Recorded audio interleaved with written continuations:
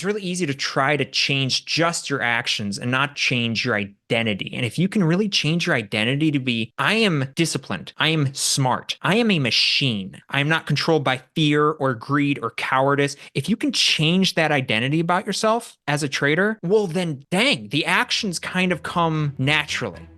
Hey everyone, welcome to the Anarchy Podcast. 99% of traders will never make consistent profits. So why listen to the 99% of advice? On this show, we're going to challenge some of the most hallowed and repeated tenets of trading, and in doing so, set you up to succeed where others fail. Spoiler alert, we don't have a secret strategy or magic wand that will let you skip out on the hard work of learning the markets, but we can debunk viewpoints that are holding you back. If that sounds good to you, come join us.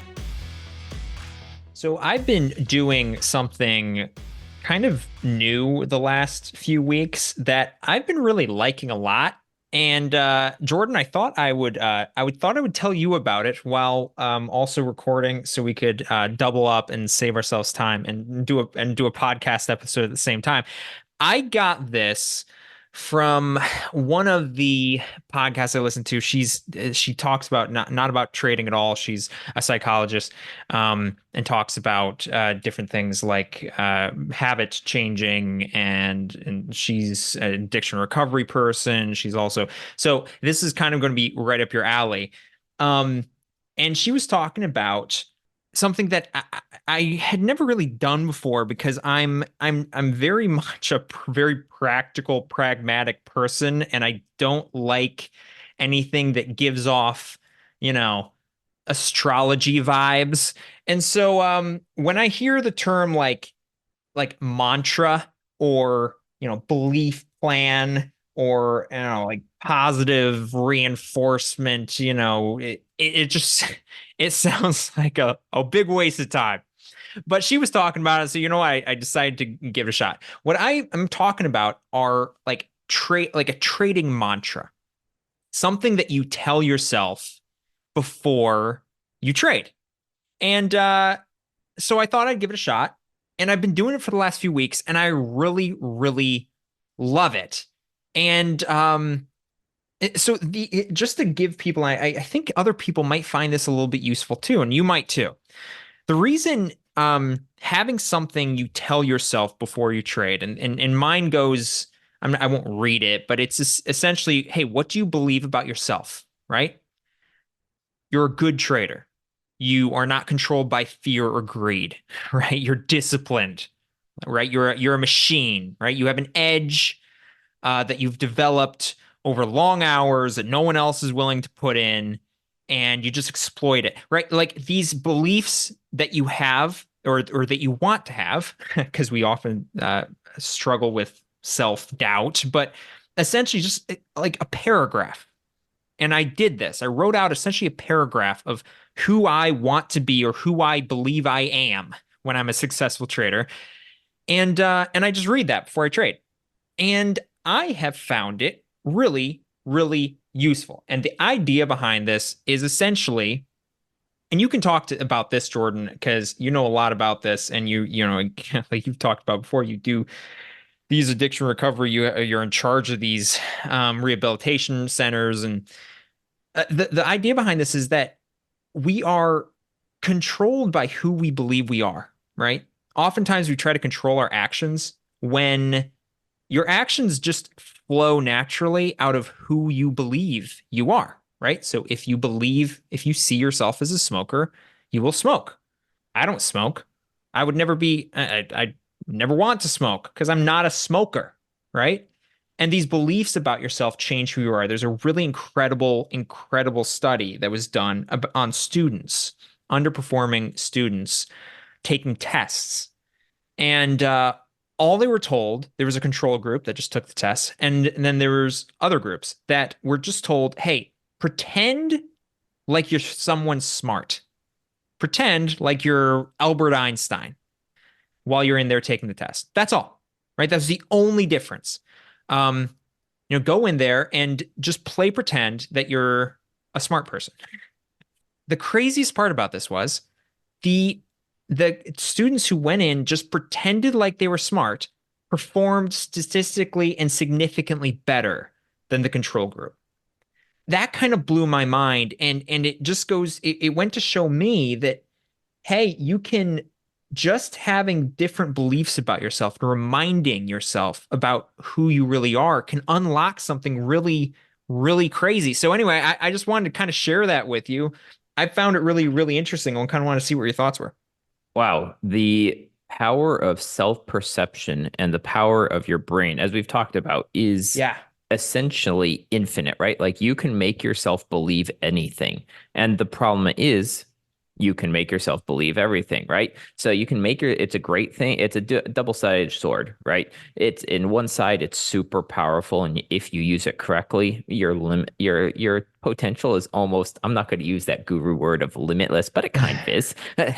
And the other way is absolutely true as well. You had mentioned that study, which, yeah, absolutely agree. I think we've probably it's come to light recently, again, but there was a study done. It was actually done back in the 80s of essentially where students were told that they were studying the effects that facial scars or facial marring had on social interaction, so to speak, and on people. And so they essentially uh, took a bunch of students, had a makeup artist put a scar on them, showed them how the scar looked, and then, of course, told them they had to touch it up, removed that scar, didn't tell the student, and the student goes out thinking they still have this huge scar on their face, right? And overwhelmingly in that study, those people reported back that people were staring at their scars, that they were mean to them, that they were rude to them.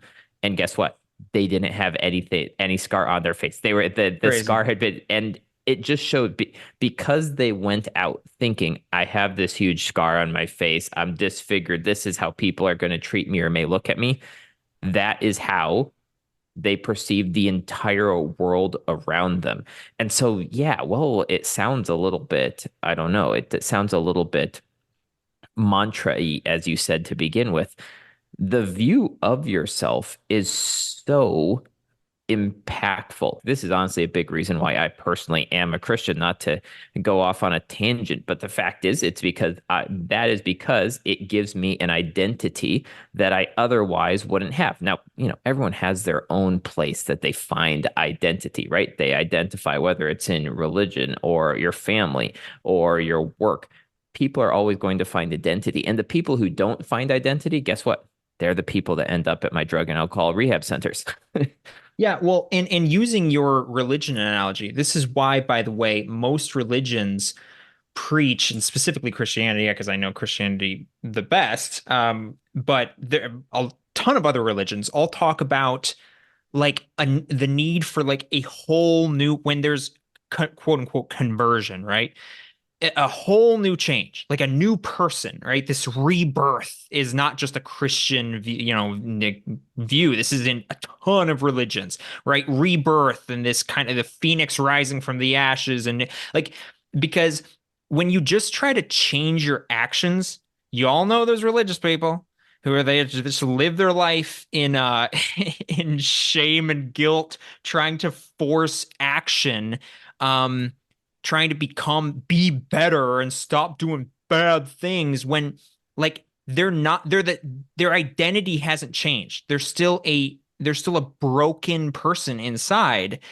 They haven't been reborn, right? There's this need, and talking about addiction specifically, there's this need to, while you're trying to change your actions, if you're addicted to alcohol, if you're addicted to, cigarettes or porn or whatever, right? Like everybody's got their addictions.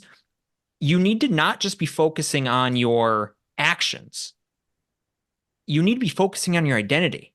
You need to be trying to change who are you, right?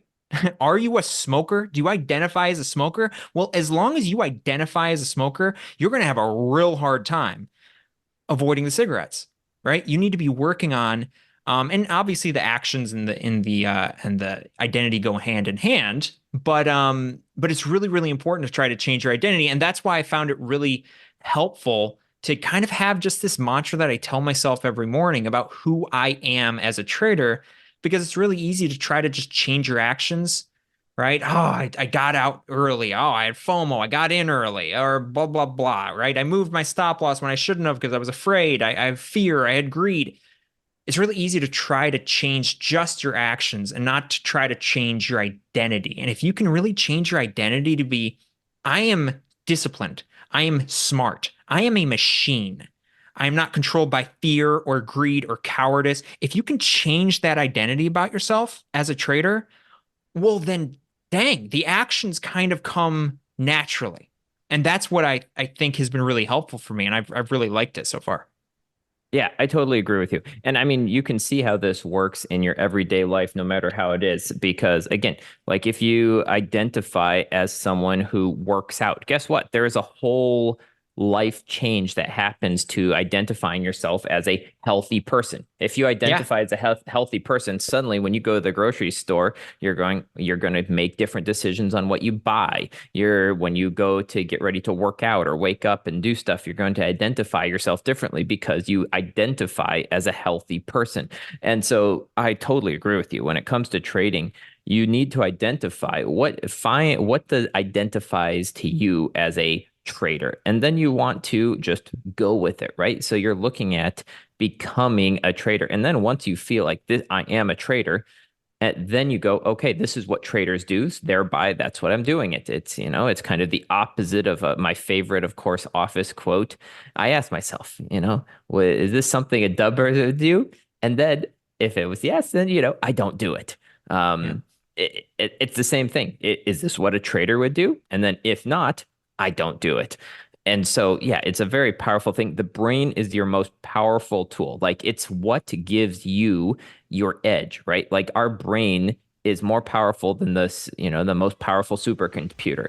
We don't really even know how it works. It was definitely designed as an amazing tool. So use it. Use it to your advantage because it's honestly the only edge that you have as a trader is your brain.